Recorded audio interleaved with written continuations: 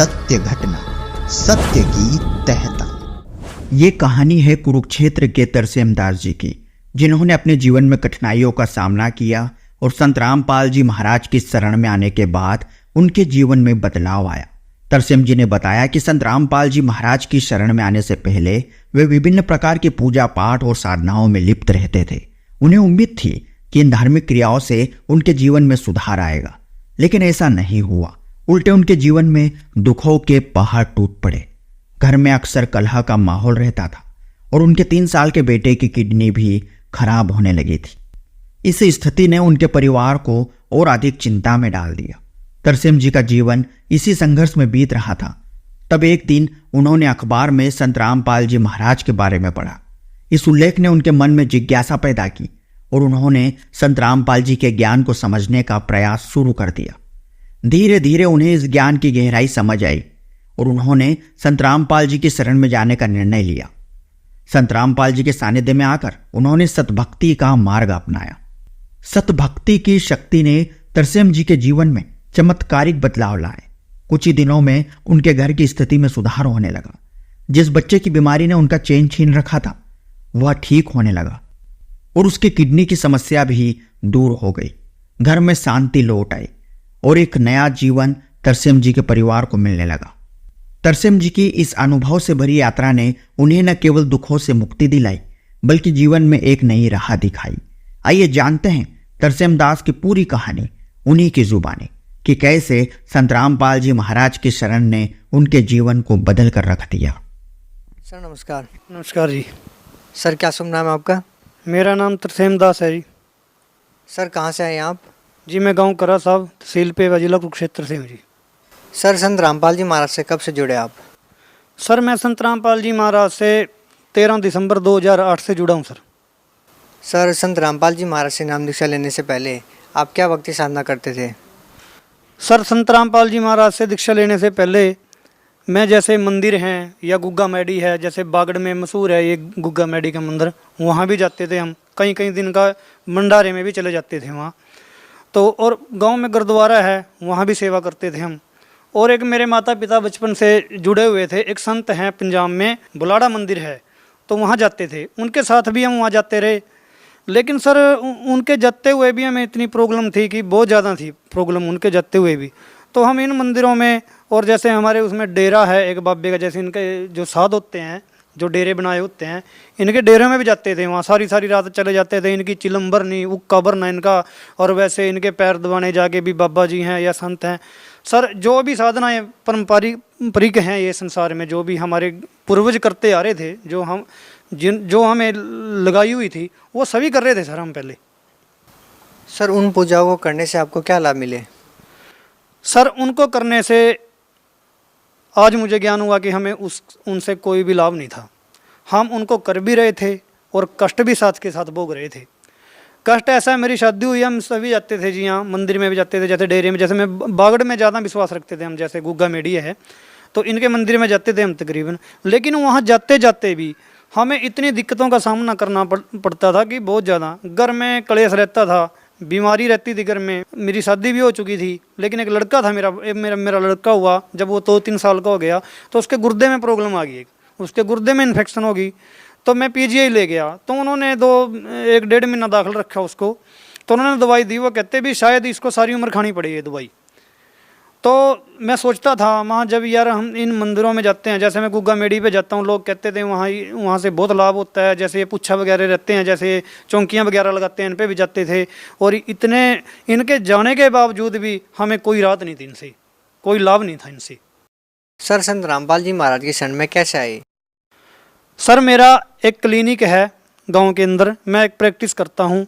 वहाँ अखबार लगाई हुई थी हमने पंजाब केसरी, उसके अंदर संत रामपाल जी महाराज का उल्लेख आता था और वो सभी धर्म गुरुओं के बारे में और शास्त्रों के अनुसार शास्त्रों के गूढ़ रहस्यों को बताते थे। जो रहस्य आज तक हमने कभी सुने भी नहीं, हमारे पूर्वजों को भी उन रहस्यों का नहीं पता भी ये भक्ति कैसी है, शास्त्रों के अनुसार क्या है, गीता क्या है, वेद क्या है, ये देवी भागवत क्या है, और ये देवी देवताओं की पूजा करनी भी चाहिए या नहीं करनी चाहिए, इन मंदिरों में जाना चाहिए नहीं भी जाना चाहिए, इन सब का हमें नहीं पता था। लेकिन जब संत रामपाल जी महाराज का उल्लेख आया, हमने एक दिन पढ़ा, 2 दिन पढ़ा, शुरू में ऐसा हुआ यार एक संत है ये, पता नहीं क्यों दूसरों की क्रिटिसाइज करता है, क्यों दूसरों की निंदा कर रहा है, जैसे राधा स्वामी वालों के नाम बता देते थे, सरसे वालों को नाम बता देते थे। हमने सोचा मान नहीं यार ये तो गलत कर रहे हैं संत, ऐसा थोड़ी होता है, कोई एक दूसरे के नाम थोड़ी बताता है। लेकिन सर जब हम धीरे धीरे हम उसको पढ़ने लगे तो उसके अंदर लिखा था भी आप अधिक जानने के लिए परमेश्वर का सार संदेश पुस्तक निःशुल्क मंगाए, कोई पैसा नहीं देना, कोई डाक खर्च नहीं देना था। तो हमने सर वहाँ से वो पुस्तक मंगाई और वो पुस्तक हम पढ़ने लगे। हमने कम से कम 1 महीने में वो पुस्तक पढ़ दी और उस पुस्तक से हमने सभी शास्त्रों का मिलान करा। मेरी दुकान में आज भी सभी शास्त्र रखे हैं और मैंने सभी को मिलान कराया उनका। तो हमने जो देखा कि संत रामपाल जी महाराज ने सब कुछ सच है, अगर झूठ है तो सिर्फ हम हैं जी, हम समझ नहीं सके उसको। तो हमने सोचा कि भी एक बार आश्रम में जाना चाहिए। जब करोंथा आश्रम था, जब हम पहली बार वहाँ गए। सर संत रामपाल जी महाराज ने जो नाम दीक्षा आपको दी है उससे आपको क्या लाभ मिले? सर उसको करने से मेरे को बहुत लाभ हुआ है। मैं पहले तो आपको लाभ बताता हूँ। मैंने आपको सर थोड़ी देर पहले बताया भी मेरे लड़के का गुर्दे में इन्फेक्शन थी, लेकिन इसकी दवाई चल रही थी। जब से मैंने नाम उपदेश लिया और मेरे बच्चों ने लिया संत रामपाल जी महाराज, पहले तो उसके गुर्दे की इन्फेक्शन बिल्कुल ठीक हो गई, उसकी दवाई बंद हो चुकी है और आज वो बच्चा 9th में पढ़ता है और उछलता है। जबकि डॉक्टरों ने उसकी दुकान की चीज़ें मना की हुई थी भी इसको ये नहीं देनी है, लेकिन सर वो आज सब कुछ करता है। तो आज सब कुछ खा लेता है, वो जो भी चाहे कुछ भी खाता है, कोई इन्फेक्शन नहीं। मैं हर 6 महीने में या महीने में उसका टेस्ट कराता हूँ, जैसे कि PGI वालों ने बोला था। मेरे पे रिपोर्टें भी रखी हैं घर। अगर ये कोई भी भाई अगर भगत समाज ना मतलब कि ये कहता हो भी नहीं हो सकता, तो मेरे पास रिपोर्टें पड़ी हैं, मैं उनको दिखा सकता हूँ। मेरे पे रखी हैं बाद की भी और नाम लेने के बाद की भी। अब उस बच्चे का कोई भी इन्फेक्शन नहीं है गुर्दे में। और उसके पहले मेरी भगतमती की एक लात सुन रहती थी, ये लात सुन रहती थी तो उसको पीड़ा बहुत हुई। तो पहले यही हम जैसे भी पहली परंपरा की साधना करते थे तो नहीं ठीक हो पाई। लेकिन जिस दिन से नाम लिया है, सिर्फ एक बारी दवाई दिलवाई थी, एक इंजेक्शन लगाया था, उसके बाद दोबारा पीड़ नहीं हुई है उसकी लात में। इतना लाभ मिला है। और फिर अपनी आर्थिक स्थिति बहुत मंदी थी जी। एक छोटा सा क्लिनिक है, उस पर इतनी आमदनी भी नहीं होती गांव में, और पैसे के लिए भी बहुत हाथ टाइट था, कभी एक साइकिल भी नहीं जुड़ता था। लेकिन जिस दिन से नाम उपदेश लिया है परमात्मा का, उस दिन से परमात्मा ने आर्थिक स्थिति तो सुधारी। और एक जिसकी हमें कभी तमन्ना भी नहीं भी मैं बाइक ले सकता हूँ, तो मैंने एक बाइक ली नहीं। और परमात्मा की सेवा में जाता हूँ मैं, मुझे खुशी होती है और बहुत लाभ हो रहे हैं। घर में स्थिति ठीक है। पहले जैसे मैं पशु पालता हूँ, मैं से रखता था 2-3, वो भी मरती रहती थी, कभी मर गई, कभी किसी पूछे वाले के साथ कोई कह देता तेरा वो रूट हो गया, तू ये कर ले, तू ये साधना कर, बथेरी करी। लेकिन नहीं, जिस दिन संत रामपाल जी महाराज से नाम उपदेश लिया है, आज परमात्मा की दया से पशुओं में भी हानि नहीं है कोई भी। और बहुत लाभ ऐसे हैं, मतलब कि मैं आपको नहीं गिना सकता, ऐसे छोटे मोटे लाभ तो बहुत हैं। सर जब आप सतलोक आश्रम बरवाला में जाते थे तो आपको कैसा महसूस होता था? सर जब हम सतलोक आश्रम बरवाला में जाते थे तो वहाँ हमें, जब हम अंदर प्रवेश करते थे तो हमें ऐसा लगता था भी जैसे हम किसी ऐसे लोक में आ गए हों जहाँ भाईचारा और एक दूसरे से बड़े स्नेह से हाथ जोड़कर सत साहब, और ना कोई जात, ना कोई पात, ना कोई बीमारी वाले को नफरत करता था, चाहे किसी को कैंसर भी हो, चाहे टीबी भी हो, कोई किसी के साथ भेदभाव नहीं, सब स्थान देते थे। जो बीमार जाते हैं नए भक्त, जो नाम उपदेश लेने जाते हैं या कोई वैसे भी चला जाता है, उनको हाथ जोड़कर स्थान देकर बैठाते हैं। ऐसा मतलब कि इस पृथ्वी लोक पे ऐसा सहानुभूति या ऐसी मतलब कि मैंने कहीं अनुभव नहीं किया अभी, जैसे बरवाला के अंदर, सतलोक बरवाला के अंदर जैसे लोग प्रेम प्यार से आपस में मिलकर बैठते थे। सर जब आप सतलोक आश्रम बरवाला में संत रामपाल जी महाराज से नाम दीक्षा लेने के लिए गए तो आपको संत रामपाल जी महाराज से नाम दीक्षा लेने के लिए कितने पैसे देने पड़े? सर जिस टाइम हम नाम लेने के, जब हमने नाम लिया वहाँ, ये तो एक अफवाह है। और तकरीबन मैं आप लोगों से, मीडिया वालों से निवेदन करना चाहूँगा भी इस तरह की अफवाहें मत फैलाएं। पहले वहाँ जाकर देखते आप, पहले वहाँ जाके देखो भी ऐसा क्या है। वहाँ कोई पैसा नहीं लगता, वहाँ कोई ऐसी चीज़ नहीं देनी पड़ती या कोई भी कुछ भी नहीं देना पड़ता वहाँ नाम दीक्षा के लिए। आप जाओ, आपको नाम दीक्षा दी जाएगी। और भी बहुत सुविधाएं हैं, बड़े प्रेम से बैठते हैं भगत। तो वहाँ का आप वातावरण देखोगे तो आपको लगता नहीं, वहाँ इतनी फ्री सेवाएं दी जा रही हैं, लेने की तो बात दूर की बात है। ये तो आप मीडिया वालों ने ज़्यादा अड़ंगा डाल दिया, भगत जी भी वहाँ ये लेते हैं 10,000 रुपये लेते हैं 20,000। अब जाके तो देखते पहले वहाँ, अब जाके देखो वहाँ, आपको पता चलेगा भी संत रामपाल जी महाराज का सतलोक आश्रम क्या चीज़ है। वहाँ कोई पैसा नहीं लिया जाता भगत जी। सर कुछ लोगों का मानना है कि संत रामपाल जी महाराज अन्य धर्म गुरुओं की निंदा करते हैं, सर आप क्या कहना चाहेंगे? सर इसके लिए मैं यही कहना चाहूँगा, जो भगत भाई, जो समाज है, ये सभी से प्रार्थना करता हूँ जो ये कहता है भी संत रामपाल जी महाराज सभी गुरुओं की निंदा करते हैं, ये उनकी एक भूल है। और दूसरा कारण यह है कि उनको खुद ज्ञान नहीं है, उन्होंने अपने शास्त्र नहीं देखे हैं। अगर वो अपने शास्त्र देख लेते, अगर उन गुरुओं का मिलान कर लेते भी हमें साधना सही दे रहे हैं कि नहीं दे रहे हैं, तो ये बात नहीं कहते। अब देखो कोई कहीं भी जुड़ा है, किसी भी गुरु के पास जुड़ा है, एक बात तो तय है, अगर वो गुरु अपने गुरु को सही मानते हैं और कहते हैं हमारे गुरु की निंदा करता है, जो गुरुदेव उनके नाम देते हैं, जैसे अब गुरु जी दिखाते हैं राधा स्वामी वाले 5 नाम देते हैं, धन धन सतगुरु वाले 3 नाम देते हैं, कहीं प्रमाण है इनका? किसी संत ने जाप किए हैं? किस संत ने जाप करके पार हुआ है? जैसे नानक साहब हुए, दादू साहब हुए, गरीबदास जी हो या नामदेव जी, रविदास, क्या इनकी वाणी में है वो नाम जो ये देते हैं जिनसे उनका पार हुआ? लेकिन जो संत रामपाल जी महाराज हमें तीन नाम का मंत्र देते हैं, 3 नाम की दीक्षा देते हैं, वो रविदास ने भी जपी, नामदेव जी ने भी जपी, नानक साहब ने भी जपी। इन सभी संतों ने वही दीक्षा ली है जो हमें आज संत रामपाल जी महाराज दे रहे हैं। लेकिन वो निंदा कहते हैं। निंदा तो उनको ऐसे लग रही है क्योंकि उनका ज्ञान अब फेल होने लग रहा है, उनके पास से लोग छोड़ के आ रहे हैं उनको इस ज्ञान को सुन के। क्योंकि सर निंदा वही आदमी कहता है ना जिसको खुद ज्ञान नहीं। अगर ज्ञान हो जाएगा तो निंदा थोड़ी कहेंगे, फिर तो उनको ज्ञान हो जाएगा भी बाकी ये सच बोल रहे हैं। और एक सत परमात्मा आए हुए हैं संत रामपाल जी महाराज के, उसमें जो अपना ज्ञान खुद करा रहे हैं आगे, नहीं बाकी इन नकलियों तो बट्ठा बिठा दिया था समाज का जी, गलत साधनाएं देगी। सर हिंदुस्तान में बहुत सारे धर्मगुरु हैं, सभी भिन्न भिन्न प्रकार की साधनाएं देते हैं, उनके लाखों फॉलोअर्स भी हैं। सर आप संत रामपाल जी महाराज की शरण में ही क्यों गए?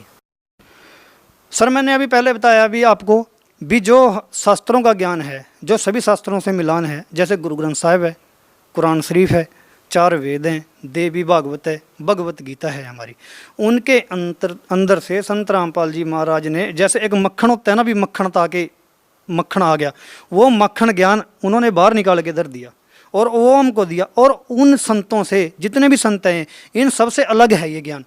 अगर आपको यकीन ना आए, आप कभी ज्ञान गंगा पुस्तक लेके पढ़ना और फिर मिलान करना, आपको पता लग जाएगा उन संतों का ज्ञान क्या है और इनका क्या है। और जिन संतों ने परमात्मा पाया है उनकी वाणी के अंदर यही मंत्र विद्वान हैं, और संत रामपाल जी महाराज वही दे रहे हैं हमें। और अब ठीक है, कोई अपनी जगह लग रहा है तो अपने को फाइनल मान ले भी मेरा गुरु ठीक है भी, नहीं, ऐसा नहीं होता, क्योंकि उसके लिए प्रमाण जरूरी होते हैं। सर आप कैसे कह सकते हैं कि संत रामपाल जी महाराज जो ज्ञान देते हैं वही ठीक है, बाकी जो धर्मगुरु ज्ञान देते हैं वो ठीक नहीं है? सर ये मैं इस आधार पे कह रहा हूँ भी वो गलत क्यों है। सर जैसे संत रामपाल जी हमारे को साधना दे रहे हैं, वो हमारे सदग्रंथों में मौजूद है, और जिन संतों ने परमात्मा पाया उनके शास्त्रों में मौजूद है। और जो अन्य धर्म गुरु ये मंत्र देते हैं, दीक्षा देते हैं, वो किसी भी सदग्रंथ में मौजूद नहीं है, ना उनका कोई सर है ना कोई उनका पैर है। और संत रामपाल जी महाराज ये जो दीक्षा दे रहे हैं, ये जिन संतों ने परमात्मा पाया है और जो परमात्मा को मिले हैं, जिन्होंने बताया है, जिन्होंने सचखंड देखा, उन्होंने आगे बताया है, यही विधि बताई है और संत रामपाल जी महाराज ने ये दी है।